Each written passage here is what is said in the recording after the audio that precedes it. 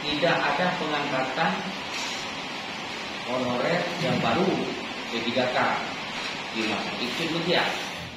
Syederalun anggota Dewan Perwakilan Daerah Republik Indonesia Komite 4 Haji Sudirman atau akrab disapa Haji Uma melakukan kunjungan kerja ke kantor Badan Pemeriksa Keuangan Republik Indonesia Perwakilan Aceh pada Kamis 29 Desember 2022. Dalam kunjungan tersebut, Haji Uma membahas tentang realisasi kinerja anggaran Aceh dan juga meminta BPK agar mengaudit terkait gaji kepala desa yang dibayar hingga 6 dan 8 bulan sekali. Haji Uma mengatakan tujuan pemeriksaan ialah pertama, untuk menyelamatkan uang negara agar tidak ada kerugian negara saat pemeriksaan keuangan. Ia mempertanyakan apa dasar gaji kepala desa itu dibayar hingga 6 bulan sekali, sebab dalam peraturan itu tidak diatur.